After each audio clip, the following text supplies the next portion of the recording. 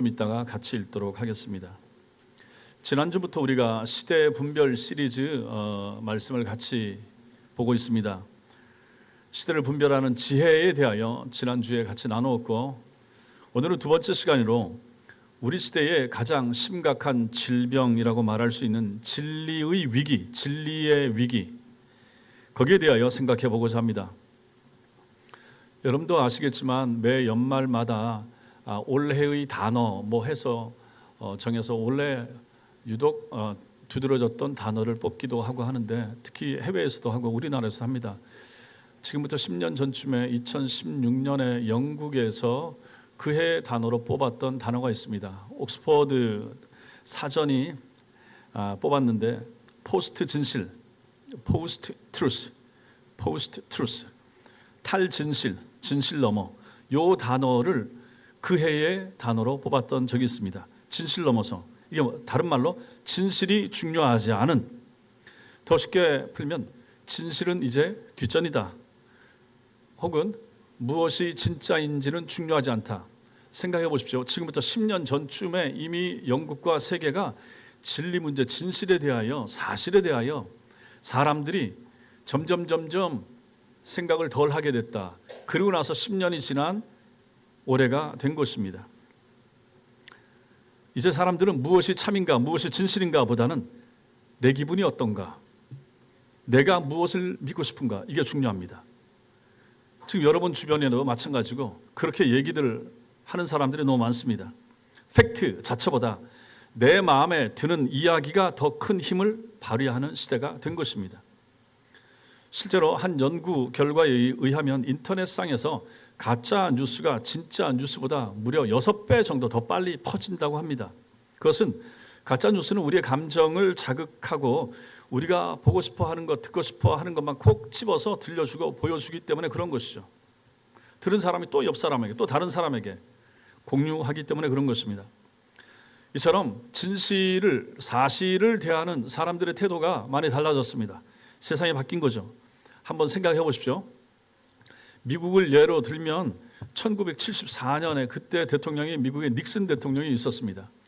이 사람이 워터게이트 사건으로 물러났는데 거짓말을 한 것입니다. 거짓말을 한 것이 드러나서 도청장치를 했다가 안 했다고 속였다가 이게 드러나면서 결국은 대통령직에서 물러나게 됐습니다. 그게 미국이었던 것이죠. 50년이 지난 지금 어떻습니까?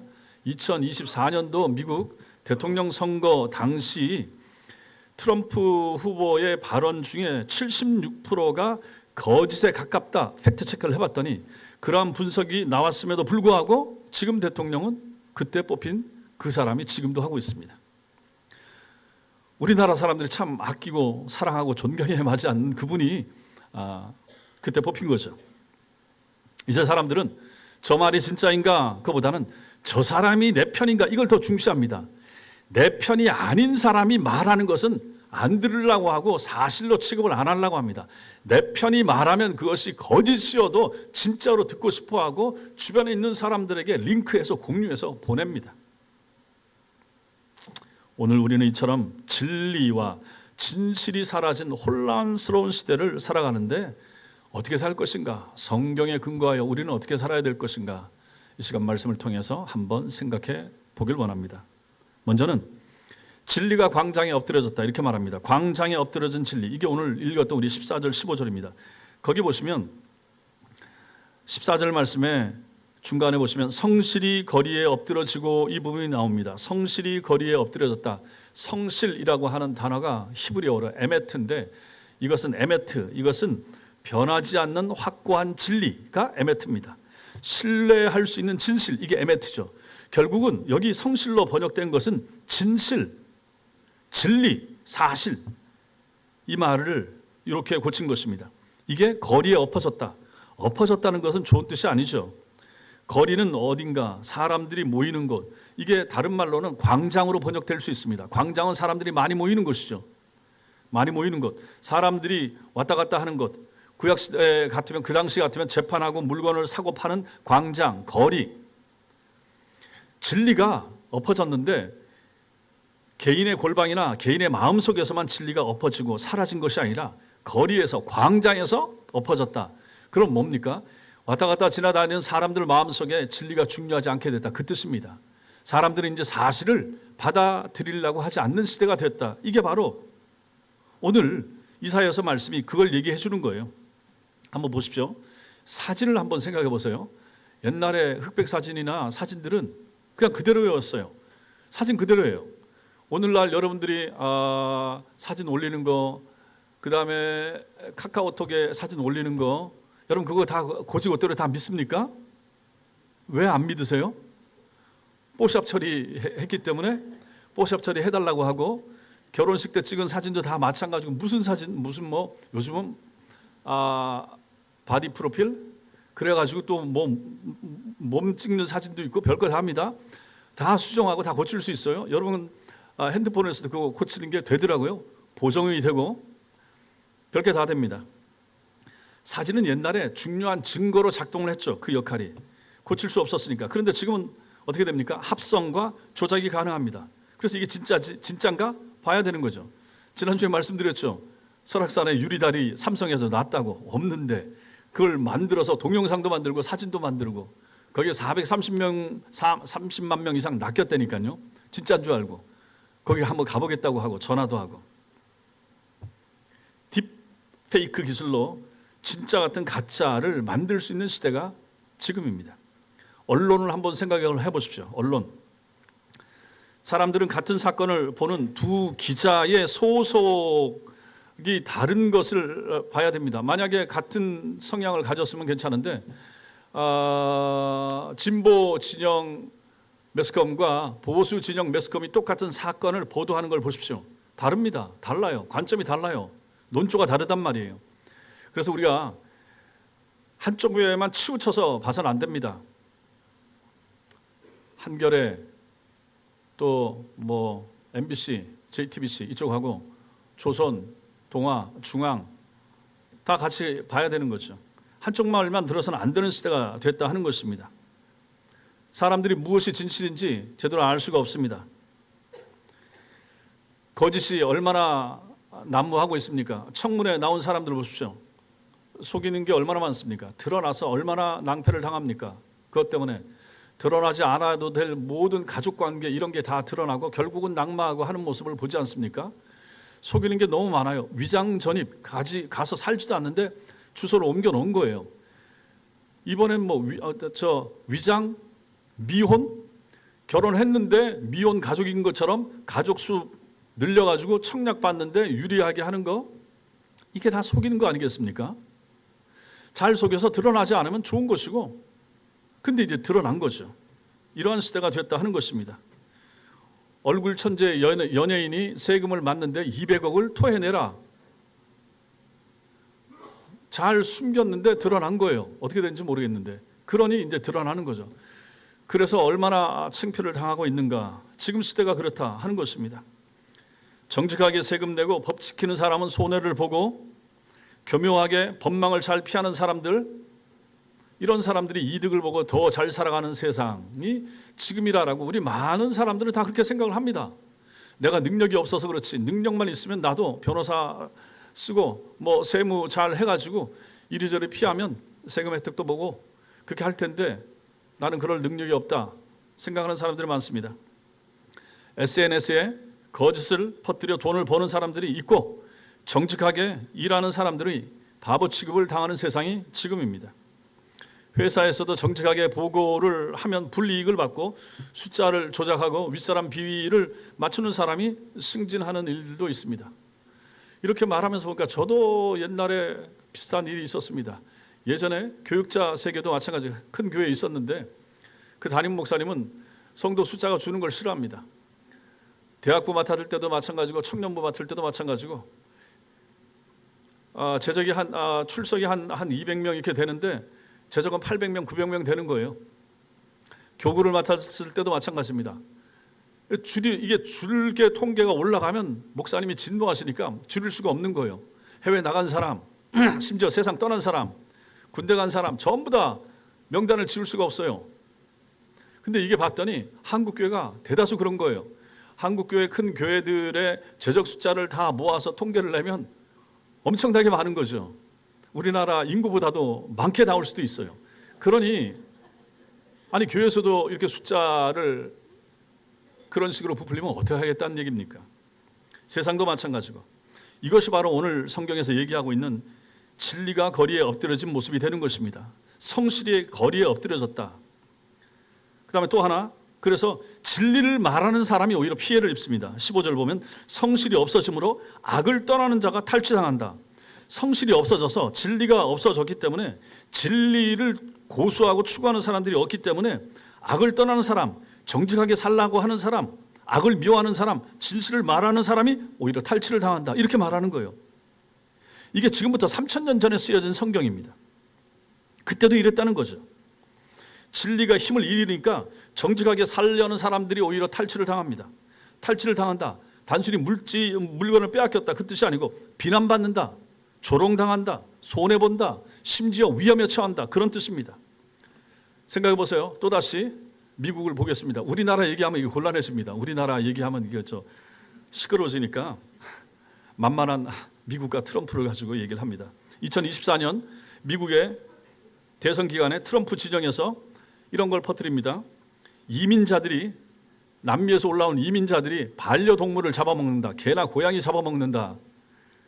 그걸 퍼뜨린 적이 있습니다. 또 남미 여러 나라에서 죄수나 정신병자들을 미국으로 들여보내고 있다라고 하는 가짜 뉴스가 SNS를 통해서 널리 퍼졌고 많은 사람들이 이걸 또 믿었습니다. 그리고 이런 거짓을 반박하는 사람들을 가지고 오히려 편향적이다 이렇게 말하고 아니면 특정 후보 편을 든다라고 하면서 비난을 했습니다. 우리나라도 마찬가지입니다. 별 다를 바 없습니다. 그럼 교회는 어떻습니까? 우리가 성경만이 진리입니다. 예수님만이 유일한 길입니다. 라고 말한다면 여러분 주변에 교회 안 나가는 친구나 아는 사람들이 지인들이 뭐라고 말합니까? 독선적이다. 다른 종교도 좀 인정해라. 그런 생각은 시대에 맞지 않아. 이렇게 말하지 않습니까? 지금이 바로 그런 시대라 하는 것이죠. 그리고 진리를 말하는 여러분과 저 같은 사람이 탈취를 당하는 시대가 된 것이죠. 손해보는 거죠. 욕먹는 거죠. 조롱당하는 시대가 되는 것입니다.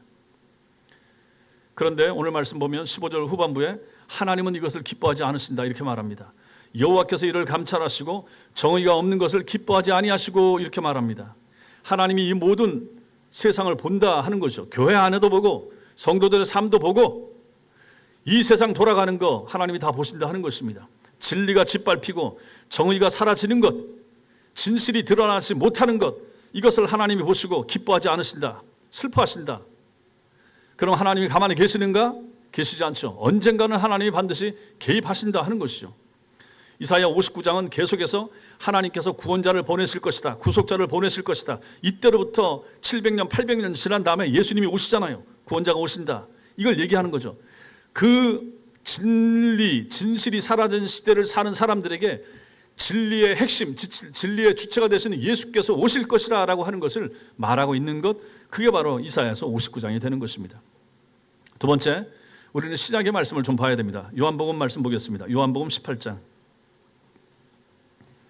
여러분 성경을 펴십시오. 요한복음 18장 36절부터 38절까지.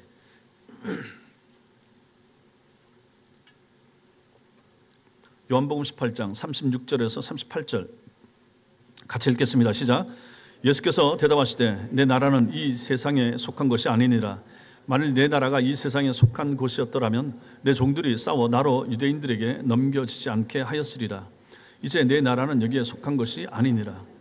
빌라도가 이르되 그러면 내가 왕이 아니냐. 예수께서 대답하시되 내 말과 같이 내가 왕이니라. 내가 이를 위하여 태어났으며 이를 위하여 세상에 왔나니 곧 진리에 대하여 증언하려 함이로라. 무릇 진리에 속한 자는 내 음성을 듣느니라 하신대 빌라도가 이르되 진리가 무엇이냐 하더라. 이 말을 하고 다시 유대인들에게 나가서 이르되 나는 그에게서 아무 죄도 찾지 못하였노라. 여기까지가 38절입니다. 이 말씀에서 우리가 몇 가지 사실을 볼 수 있습니다. 첫째, 예수님이 왜 오셨는가? 진리를 증언하러 오셨다 이렇게 말하죠. 진리를 증언하러 오신 분이 예수님. 6월절 새벽입니다. 대제사장 가야바의 집에서 재판을 받으신 예수님께서 로마 총독 빌라도에게 넘겨집니다. 유대인들은 그 예수님을 죽이고 싶지만 죽일 수가 없습니다. 그 당시 그 지역을 통치하는 나라가 로마였기 때문에 자기들은 죽일 수가 없었습니다. 로마의 허락이 필요했습니다. 빌라도의 사인이 필요했습니다. 빌라도가 33절 그 위에 보십시오. 예수님께 묻습니다. 내가 유대인의 왕이냐? 묻죠. 정치적 반역자 아니냐? 확인하려고 하는 질문이 됩니다. 이때 예수께서 대답하시는 것이 36절, 37절이었습니다. 거기 보시면 나는 왕이다. 내가 왕이다. 그러나 내 나라는 이 세상에 속한 나라가 아니다. 나는 진리를 증언하러 왔다. 이렇게 말씀하십니다. 여러분, 이 세상의 왕은 권력을 갖고자 노력하고 또 권력을 갖죠. 권력을 갖기 위해서 태어나죠. 왕이 죽으면 아들이 왕이 되고 그렇게 이어집니다. 자, 그런데 예수님은 왕이신데 이 왕은 권력을 추구하는 왕이 아닙니다. 예수님은 어떤 왕이십니까? 진리를 위해 태어나신 왕입니다. 진리를 선포하시는 왕. 그리고 주님이 덧붙이십니다. 무릇 진리에 속한 자는 내 음성을 듣는다. 진리에 속한 사람들은 내가 하는 말 듣는다. 진리에 속한다는 것이 무엇입니까? 진리를 사랑하는 것, 진리를 구하는 것입니다. 진리에 순종하는 사람, 성경 말씀을 붙드는 사람, 말씀 따라 살라고 하는 사람, 이 사람이 바로 진리에 속한 사람이고 예수님의 말씀을 이 사람들은 듣는다. 이 말씀을 하시는 것이죠. 또 이 구절에서 보는 거, 둘째로는 빌라도가 말하는 진리가 무엇이냐, 이걸 봐야 됩니다. 38절에 빌라도가 묻습니다. 예수님께 진리가 무엇이냐? 빌라도가 왜 이걸 묻지? 빌라도가 진리가 궁금한가? 예수에 대해서 궁금한가? 아니죠. 빌라도는 진리를 찾는 구도자가 아닙니다. 그는 수십 년 동안 정치 세계에서, 군인 세계에서 살아온 노련한 정치가입니다. 그는 수많은 권력 투쟁과 실용주의적 타협을 겪으면서 여기까지 온 사람이죠. 그래서 이 사람이 지금 묻는 그 의도 속에는 이게 들어있는 거죠. 진리? 웃기지 마. 그런 게 어디 있어. 힘 있는 자의 말이 진리고 돈이 진리고 권력이 진리지. 이렇게 생각하는 것입니다. 그래서 빌라도의 질문은 진리가 무엇이냐라고 묻는 이 빌라도의 질문은 오히려 조롱하는 것이고 냉소였고 비웃음이었던 것입니다. 네가 진리를 말한다고? 웃기지 마라. 세상에 절대적 진리 같은 건 없다. 이 얘기를 하는 거죠. 자, 이 빌라도의 생각이 누구의 생각입니까? 오늘날 이 시대를 살아가는 많은 사람들의 생각이 바로 여기에 닿는 거죠. 이게 바로 포스트 트루스, 포스트 진실 시대 정신입니다. 진리는 없다. 그리고 더 중요한 게 뒤에 나옵니다. 빌라도가 질문 후에 예수님 대답이 나옵니까? 아니죠. 기다리지 않죠. 그래서 38절에 빌라도가 이르되 진리가 무엇이냐 하더라 하고 나서 이 말을 하고 다시 유대인들에게 나가서 이렇게 나옵니다. 예수님의 대답을 기다리지 않는 거예요. 대답을 듣고 싶어 하지 않습니다. 오늘날도 마찬가지입니다. 왜 그렇습니까? 진리는 우리에게 회개를 요구합니다. 진리는 우리에게 변화를 요구하기 때문에 그렇습니다. 진리는 우리에게 겸손을 요구하기 때문에 그런 것입니다. 빌라도도 마찬가지입니다. 빌라도도 예수님이 하시려고 하는 얘기가 뭔 얘기인지 이미 짐작을 하기 때문에 그거 필요 없다 해서 듣지 않으려고 하는 거죠. 오늘날 우리 시대 마찬가지입니다. 진리가 무엇입니까? 라고 묻는 것 같지만 사실은 답을 듣고 싶어 하지도 않습니다. 진리가, 교회가, 성경 말씀이 자기 삶을 바꾸도록 요구할까 봐 두려워하는 거죠. 그러니까 사람들이 얘기하죠. 진리가 밥 먹여주냐? 예수가 밥 먹여주냐? 이러면서 진리를 조롱하고 들으려고 안 하는 거죠. 또 오늘 말씀에서 보는 건 뭡니까?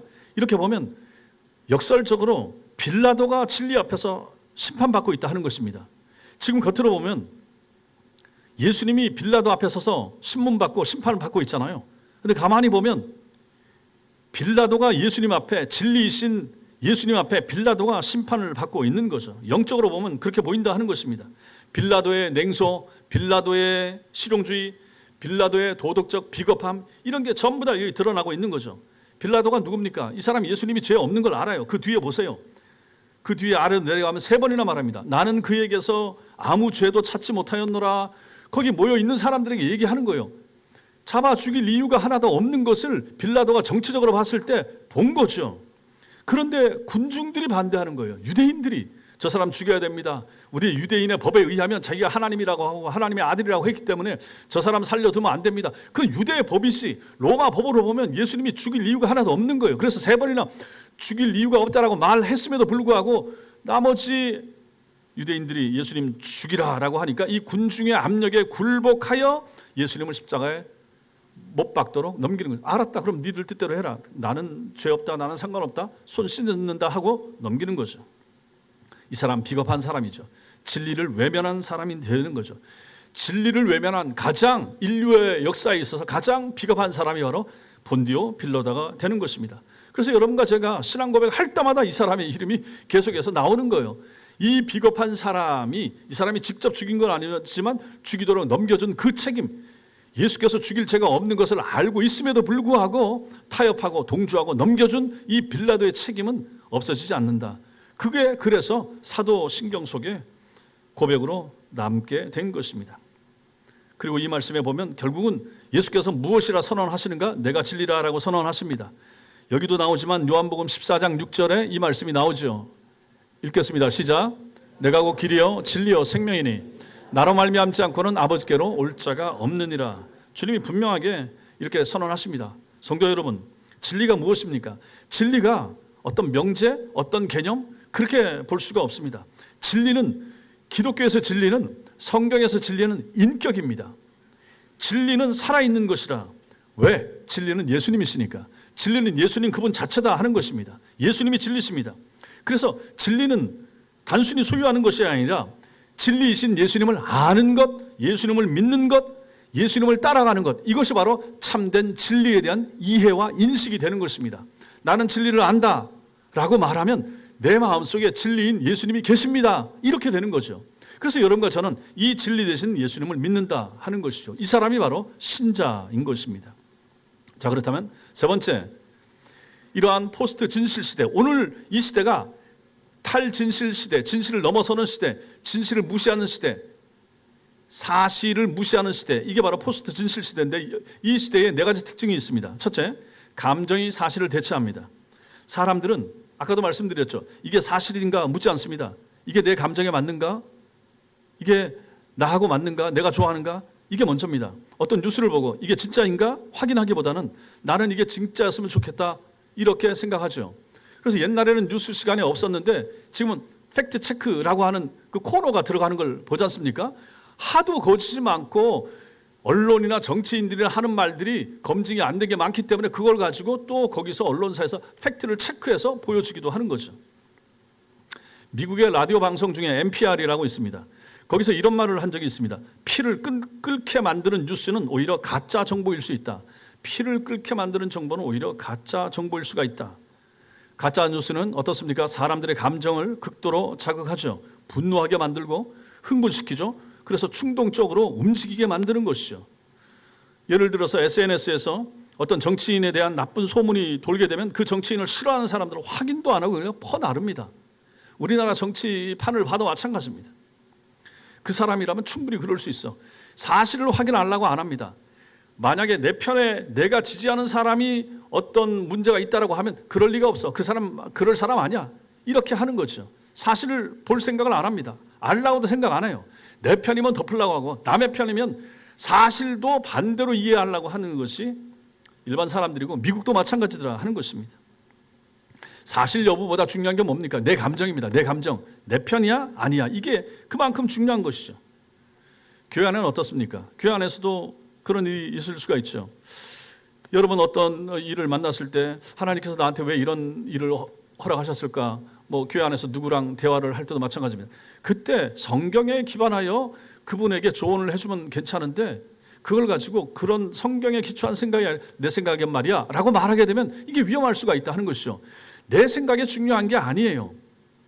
하나님의 말씀과 하나님의 뜻이 무엇인가, 신자들은 그걸 먼저 물어야 되는 것이고 그걸 알라고 애쓰는 사람들이 신자여야 한다 하는 것이죠. 포스트 진실 시대 두 번째 특징이 뭔가? 진리가 개인화됩니다. 진리가. 이게 무슨 말입니까? 너의 진리가 있고 내 진리가 따로 있다 하는 거예요. 진리는 원래 진리는 변함이 없는 것이고 이건 모든 사람 만국 공통의 진리이고 언어여야 하는데 지금은 그렇게 안 받아들인다 하는 거. 넌 그렇게 믿어? 믿어. 나는 나다를 믿을 거야. 이런 시대가 되었다 하는 것입니다. 진리가 개인화되는 것입니다. 절대 진리는 없습니다. 모든 것은 다 개인의 관점에 따라 다르다. 이렇게 받아들입니다. 학교에서 어떻게 가르칩니까? 아이들에게. 모든 종교는 다 똑같아. 기독교는 예수를 믿고 불교는 부처를 믿고 이슬람은 알라를 믿지만 결국은 그들 다 뭐 천당이나 극락이나 똑같은 곳에 간다. 올라가는 길만 다르다. 학교에서도 이렇게 가르치고 종교 다원주의자들도 이렇게 얘기하는 세상이 바로 지금인 것입니다. 그런데 이런 세상에서 이런 학교에 가서 만약에 예수만이 유일한 길이다라고 말하면 그거 사람들이 좋게 하겠습니까? 받아들여 주겠습니까? 독선적이라고, 다른 종교를 무시한다고. 아예 지금은 군에서도 마찬가지고 어디 집단에서도 종교 얘기하지 말라고 하잖아요. 성 정체성에 대해서도 얘기하지 말고, 그러니까 진리가 없고 다 각자 그대로 믿는 대로 산다고 하고, 옛날엔 군대에서도 윗사람이 믿으면 같이 따라 나가고 선임이 데리고 저 예배 드리러 갈 수 있는데 지금 그거 못 한다 하잖아요. 하면 안 된다고 하고. 개인을 중시하는 시대, 진리가 개인화된 시대이기 때문에 그런 것입니다. 또 다른 특징, 세 번째, 진리가 권력화됩니다. 프랑스 철학자 미셸 푸코가 이렇게 말했습니다. 진리는 권력의 산물이다. 진리는 권력의 산물이다. 그렇죠. 권력 곧 힘이 진리라 하는 것이죠. 이건 세상 사람들이 많이 이렇게 생각합니다. 진리를 찾는 게 아니라 진리를 만들려고 합니다. 언론을 장악하고 언론을 통해서 SNS를 조작하고 여론을 조종하여 거짓을 진실처럼 만들려고 하는 사람들이 사회에 꽤 있죠. 정치인들도 이런 사람들이 꽤 있습니다. 돈과 권력이 있으면 거짓도 진리로 바꿀 수 있다 생각합니다. 그렇잖아요. 돈이 힘이고 돈이 진리고 그렇게 생각하는 사람들이 얼마나 많습니까? 우리 아이들도 그렇게 생각합니다. 그래서 돈 많이 버는 게 뭐냐 이렇게 생각하니까 유튜버가 돈을 많이 번대더라. 그래서 어린 애들 장래 희망, 장래 꿈이 유튜버가 나오는 거예요. 그래서 유튜브에서 조회수 많이 오르고 그 가입자, 구독자 많으면 이 돈이 되니까 이런 세상을 우리는 살게 된 것입니다. 진리가 권력화됩니다. 힘이 진리다, 돈이 진리다. 트럼프가 진리예요. 그 사람 미국의 지금 도덕과 윤리, 기독교 국가였던 미국을 우리가 지금도 꿈꿉니까? 그러리라고 생각할 필요가 전혀 없죠. 무기와 권력과 힘, 이걸 가지고 세상을 주무르고 있는 지금 시대의 모습을 우리가 보는 것입니다. 교회도 이런 유혹에 빠질 수가 있습니다. 진리를 선포하는 것이 아니라 만약에 목사가 사람들이 듣고 싶어하는 말을 한다. 제가 여러분들이 좋아하는 거, 여러분들의 축복에 대한 거나 여러분들의 행복과 평안에 대한 거, 기쁨에 대한 것만 계속해서 설교한다. 그럼 저도 잘못하는 거죠. 이럴 수가 없다 하는 것입니다. 회개를 외치기보다 축복을 약속하고 좁은 길을 말하기보다 넓은 길을 제시하는 것, 이것도 진리 편에 서는 것이 아니라 하는 것이죠. 앞에 선 사람, 말하는 사람, 힘 있는 사람이 자기 의도대로 뭔가를 하려고 할 때 진리가 권력화되는 것입니다. 잘못된다 하는 것이죠. 네 번째, 포스트 진실 시대의 특징이 무엇인가? 그러다 보니까 확신이 사라집니다. 확신이 없어요. 모든 것이 상대적이니까 거기에 확신을 가질 필요가 없는 것이죠. 진리가 개인에 따라 다르다 하면 결국은 아무도 확신할 수 없죠. 이 사람이 이걸 확신하고 나는 이걸 확신하는데 이거 가지고 싸우거나 하게 되니까 그럴 필요 없는 거. 너는 그 너대로 믿고 나는 나대로 믿고 나는 이걸 확신해. 이렇게 되는 거죠. 그러니까 천국이 존재하는가? 하나님이 정말 계신가? 성경이 정말 하나님의 말씀인가? 이런 의심이 계속 일어납니다. 이걸 이제 못 믿게 되는 거죠. 특히 젊은 세대에서 20, 30 세대 우리 아이들 때 더하고 학교에서 이런 혼란을 겪는 거죠. 이런 걸 얘기 안 하고 하지 말라고 하고 결국 그래서 확신이 없는 채 교회 안에 나오는데 신앙생활 하는데 확신이 없는 채 신앙생활 하는 사람이 꽤 있습니다. 어른들 중에도 마찬가지입니다. 내가 믿는 진리, 내가 읽는 성경, 내가 나가는 교회 정말 좋은가? 정말 바른가? 정말 진리를 선언하고 선포하고 있는가? 우리 목사님이 전하는 말씀이 정말 진리에 근거하여 성경을 해석하고 내게 전해주는가? 확신 없는 거예요. 청년들이, 청소년들이 이러니까 신앙생활에 열심을 못 내고 안 내는 거죠. 왜 열심을 내야 되는지, 왜 주일날 꼭 교회를 가야 되는지, 왜 주일을 지켜야 되는지에 대한 생각이 없는 거죠. 확신이 없는 거죠. 왜 그렇습니까? 교회에서 안 가르치고 못 가르친 것도 있고 가장 중요한 것은 부모가 그것을 못 보여준 거예요. 부모가 몸으로서 진리를 증명해내야 되는데 하나님을 믿어야 될 이유를 우리 엄마가, 우리 아빠가 나한테 몸으로 보여주지 않았어요. 말로는 교회 가야 되고 말로는 예수 믿어야 된다고 말하지만 그래서 이게 이제 오늘날의 교회가 약화되는 이유가 여기에 있는 거죠. 누구 특정한 사람만이 아니라 많은 분들이 그렇게 이제 살았죠. 지금도 살고 있고요. 몸으로 진리이신 예수, 몸으로 진리 되신 예수를 경배하고 예배하는 주일 예배의 소중함, 이날은 꼭 지켜야 된다는 거, 이거를 가르쳤어야 되는데 못 가르치고, 그러니 우리 아이들이 신앙이 없어요. 아이가 교회 안 나와요. 믿음이 안 자라요. 인격적으로 예수를 못 만났어요. 이건 결국은 부모님 책임인 것이죠. 우리가 믿는다고 하는 진리를 우리는 살아내지 않았거든요. 입으로는 믿는다고 했는데 몸으로 우리 자녀들에게, 아이들에게, 학생들에게 보여주지를 못했거든요. 우리 책임입니다. 그러니 젊은 사람들이 교회를 떠나는 거죠. 아니, 확신 없는 곳에 왜 옵니까? 확신 없는 곳에 왜 헌금을 합니까? 확신 없는 곳에 왜 내가 시간을 들여 여기 있어야 되는 것입니까? 그렇잖아요. 내가 확신하고 날 기쁘게 하고 내가 즐거울 수 있는 곳에 내 돈을 쓰고 내 시간을 쓰는 것, 그게 이 시대의 정신 아니겠습니까? 네 번째, 그렇다면 우리가 진리 위에 굳게 서는 방법이 무엇일까 생각해 봐야 됩니다. 첫째, 진리이신 예수님을 붙잡아야 됩니다. 예수님을. 진리는 아까도 말씀드렸지만 추상적인 개념에서 그칠 수가 없습니다. 진리는 뭡니까? 진리가 뭐예요? 예수입니다. 인격이신 예수 그리스도십니다. 인격이신 예수 그리스도, 눈에 안 보입니다. 그런데 살아계시고, 그런데 인격이십니다. 왜 인격입니까? 내게 감동을 주거든요. 나를 살게 하거든요. 우리를 살리셨거든요. 내 인격, 내 속에 들어오셔서 말씀하시거든요. 그래서 천당과 지옥을 믿어지게 하시는 분, 그분이 예수님이시거든요. 그 예수를 우리가 매일 붙잡아야 됩니다. 요한복음 8장 31절 32절 시작. 너희가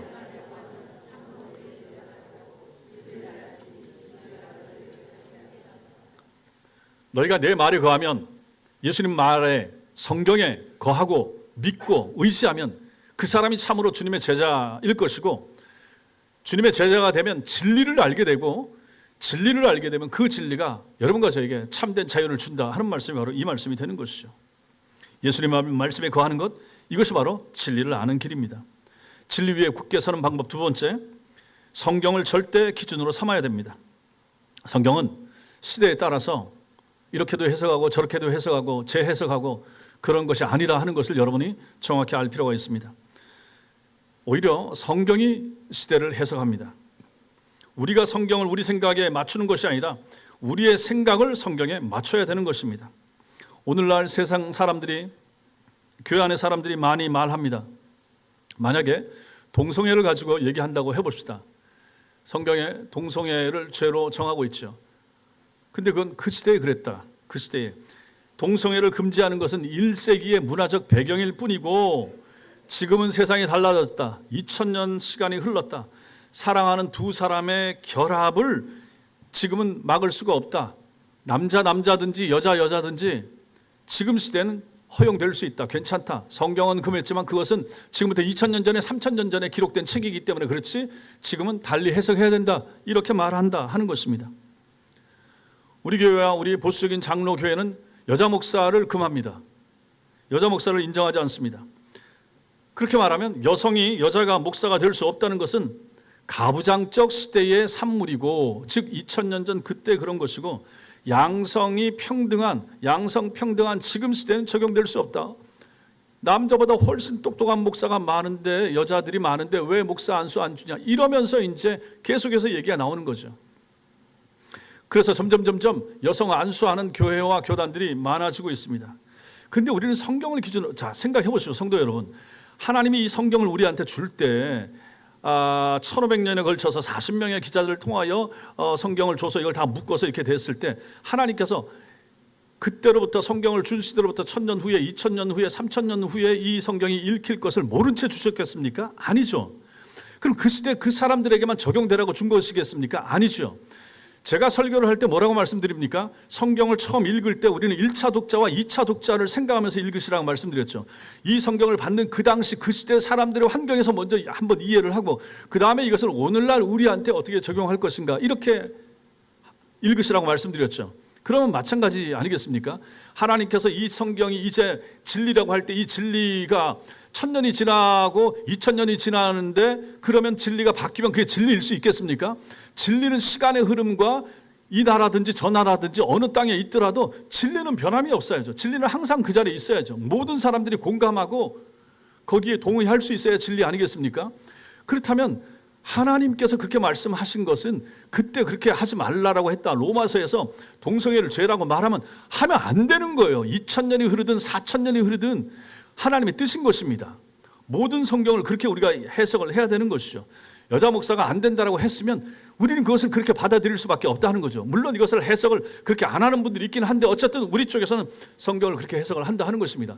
하나님이 그때 3000년 전에 아니라고 2000년 전에 아니라고 했으면 지금도 아닌 것은 아니라 하는 것이죠. 안식일을 기억하여 거룩하게 지키라라고 말씀했으면 지금에 와서 오늘날 그것이 예수 부활 이후에 주일로 바뀌었으면 그 주일을 지키는 것이죠. 생명을 걸고 지키는 것이죠. 지금은 뭐 주 4일째, 4.5일째, 5일째가 되고 세상이 이렇게 바뀌고 여행도 많이 다니는데 지금은 좀 달라져야 되는 거 아니겠습니까? 우리가 그렇게 해석할 수가 없는 거죠. 성경이 아니라면 아닌 거죠. 성경은 시대를 초월한 하나님의 말씀입니다. 성경이 시대를 따라 변하는 것이 아니라 성경이 모든 시대를 판단한 기준이 되어야 하는 것입니다. 따라서 어떤 생각이나 주장을 들을 때 항상 물어야 됩니다. 이게 과연 성경적인가? 성경과 일치하는가?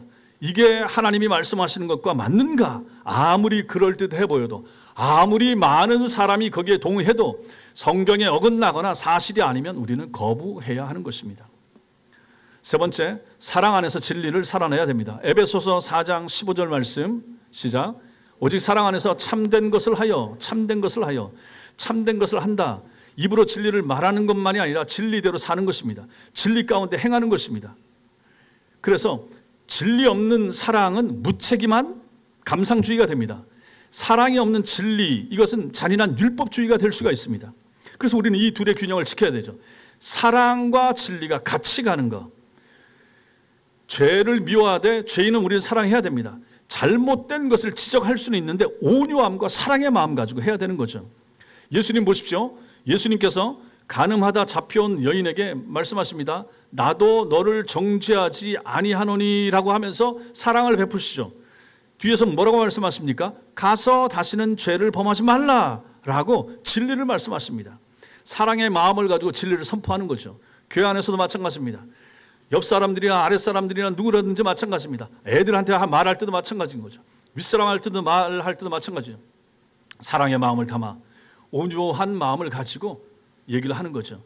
사실을 알려주고 진실을 알려주고 바른 것을 전할 때도 사랑의 마음을 가지고 하라 하는 것입니다. 만약에 사랑의 마음이 없이 저 사람을 고쳐주고 싶다, 말하지 말아야죠.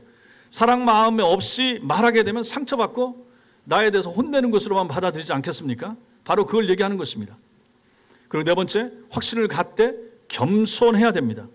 우리는 예수님이 진리라는 것을 확신해야 됩니다. 타협할 수 없죠. 그러나 동시에 겸손해야 됩니다. 왜 그렇습니까? 우리는 불완전하고 부분적이기 때문에 그런 것입니다.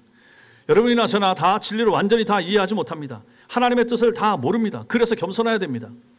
제가 다른 교단 목사님들에 대해서 저하고 신학이 결이 다르기 때문에 한 수 접고 받아들이는 성향이 제게 있습니다. 그래서 안 되는 것이죠. 저만 진리인 게 아니잖아요. 그렇기 때문에 겸손한 마음이 필요하죠. 포용하고 같이 받아줘야 되는 거죠. 여성 안수에 대해서 받아들이고 인정하는 목사 있을 수 있죠. 그럼 그분의 생각이고 그분의 신학이고, 그렇다고 제가 완전히 잘못됐고 너 안 사겨, 말 안 해, 뭐 이러면 되겠습니까? 그럴 수가 없다 하는 것이죠. 제가 모든 진리를 다 아는 건 아니지 않습니까? 여러분과 제가 마찬가지입니다. 확신을 갖되 겸손해야 됩니다. 기독교 진리에 대하여, 기독교 복음에 대하여. 그러나 불교 신자를 만나도 사랑의 마음을 가지고 겸손하게 대할 수 있는 태도와 자세가 필요한 것입니다. 마지막 다섯째, 다음 세대에게 진리를 전해줘야 됩니다. 우리 자녀들은 학교에서, 미디어에서, 친구로부터 잘못된 것을 끊임없이 듣습니다. 절대 진리가 없다는 걸 듣는 거죠. 진리가 없다. 그러므로 여러분과 제가 먼저, 부모가 먼저 진리 위에 서야 됩니다. 말로만 가르치는 것이 아니라 삶으로 보여줘야 됩니다. 어떻게 살 수 있을까요? 어떤 일이 있어도 거짓말하지 않는 부모, 아이들 앞에서 손해를 보더라도 정직하게 살아가는 우리 엄마 아빠, 이걸 우리 자녀들에게 보여줄 수 있어야 되는 것이죠. 그리고 세상이 비웃어도 교회에 열심을 내고 교회에 충성하는 부모의 모습을 우리 자녀들에게 보여주는 거 얼마나 중요합니까? 세상은 뭐라고 말하든지 간에 여러분과 제가 확신하는 우리 예수 그리스도, 여러분과 제가 사랑하는 우리 교회에 충성하고 헌신하고 하는 모습을 우리 자녀들에게 보여줘야 되지 않겠습니까? 아까도 말씀드린 것처럼 오늘날 우리 자녀 세대들이 이렇게 약해진 것은, 신앙이 약해진 것은 말로만 하고 행위로, 삶으로 진리를, 성경 진리를, 가르침을 실천하고 보여주지 못한 부모들의 책임이 너무 크다 하는 것이죠. 교회 어른들의 책임이 너무 큰 것이죠. 정말 교회는 사랑, 그렇게 사랑 얘기를 하면서 그렇게 마음을 풀어주지 못하고 이해하지 못하고 오해하지 못하고 용서해 주지 못하고 그런 모습이 우리의 모습이 아니었는가 하는 것이죠. 그걸 고쳐야 되는 것입니다. 그랬을 때 우리 자녀들이 아하, 우리 엄마가 믿는, 우리 아빠가 믿는 예수가 정말 중요하구나. 진리는 정말 중요하고 지킬 만한 가치가 있구나라고 우리 아이들이 몸으로 느낄 수 있도록 교회 가라, 교회 가라. 얘기 안 해도 엄마 아빠 따라서 엄마 아빠가 믿었던 진리, 아니 엄마 아빠가 믿는 진리 내가 믿어보니까 너무 좋거든요. 그럼 나도 당연히 믿게 되겠죠. 그리고 그 진리를 또 우리 자녀들에게 전하게 되지 않겠습니까? 그게 필요하다 하는 것입니다. 사랑하는 성도 여러분, 요즘 사람들은 사실보다 내 기분을 중시합니다. 팩트보다 내 기분이 중요합니다. 스마트폰으로 쏟아지는 자극적인 가짜 뉴스에 즉각 분노하고 또 금방 잊어버립니다. 내가 믿고 싶은 것이 곧 진리라고 말하는 이 혼란스러운 시대 속에서 여러분과 저는 정신을 바짝 차려야 됩니다. 내 기분이나 세상의 유행이 아니라 변하지 않는 하나님의 말씀에 우리의 마음의 닻을 내려서 콱 찔러서 흔들림 없이 신앙생활을 할 수 있어야 되는 것입니다. 2000년 전 골고다 언덕에 십자가 위에 계신 예수님을 보면서 세상은 승리를 외쳤습니다. 우리가 이겼다 외쳤죠. 세상이.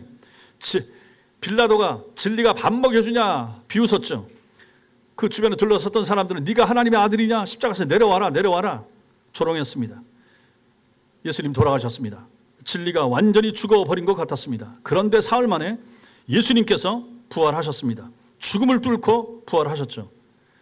진리는 절대 죽지 않으며 반드시 승리한다 하는 것을 예수님이 온 몸으로서 세상 앞에 증명해 내신 것입니다. 그러므로 성도 여러분, 여러분도 저도 이 진리를 붙잡아야 됩니다. 마가복음 13장 31절 말씀 읽겠습니다. 시작. 천지는 없어져도 내 말은 없어지지 아니하리라. 여러분, 세상이 없어져도 천지가 없어져도 주님의 말씀은 없어지지 않는다. 놀라운 말씀 아닙니까? 이사야 40장 8절 시작. 푸른 마르고 꽃은 시드나 우리 하나님의 말씀은 영원히 서리라. 믿습니까? 믿습니까? 저 말씀을 믿는 사람이 신자인 거예요. 세상은 어떻게 흘러가든지 간에 미국은 어떻게 하든지 러시아는 어떻게 하든지 우리 하나님의 말씀은 영원히 섭니다. 하나님의 말씀에서 말씀한 것은 나는 믿습니다. 나는 이 진리를 붙잡고 삽니다. 이 사람이 바로 신자라 하는 것입니다. 이 영원한 진리를 가슴에 품고 세상 속에서 당당하게 흔들리지 않은 그렇게 힘있는 승리적 성도로 살아갈 수 있게 되기를 주님의 이름으로 축원합니다. 기도하겠습니다. 살아계신